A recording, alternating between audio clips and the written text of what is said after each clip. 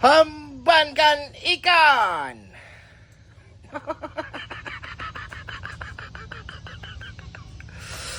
Jadi Wak, cerita hari ni kita nak bakar ikan perang dulu Wak.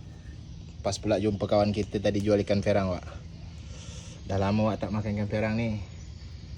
Hembankan ikannya Wak. Doa ai. Bapak-bapak lemak ikannya Wak. Sagu dah siap, air asam pun dah siap Wak. Tinggal tunggu ikan aja lagi Wak masak. Mak aku nunggu gak Wak ikan masak.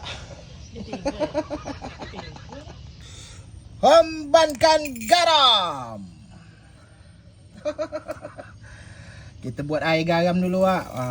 Paling mantap ni Wak ikan biang ni kalau kita makan, rendam dulu Wak pakai air garam. Oi, paling sedap lah. Dan di sini kita tengok ikan biang bakar kita sudah masak. Gila.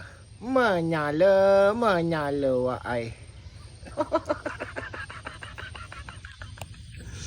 Dah gila Wak. Dah lama Wak tak makan ikan biang ni.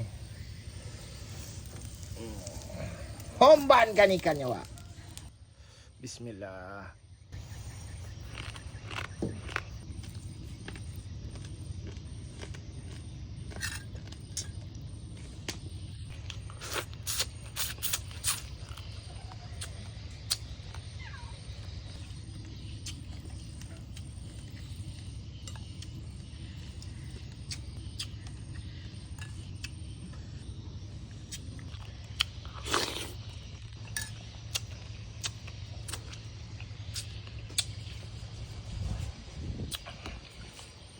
Gila Wak, bapak-bapak lemak Wak.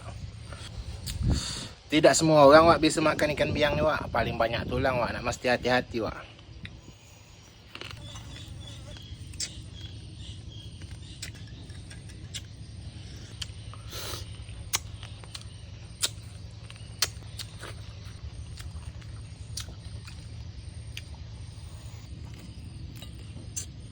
Telur dia Wak.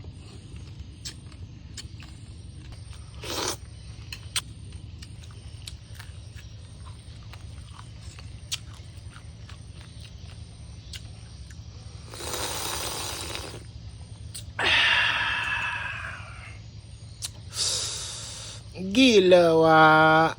Menyala Wak ai.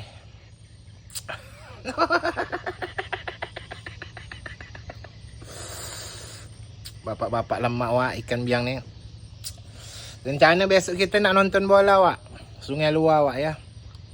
Kalau seru-seru mendaklah aku nonton Wak.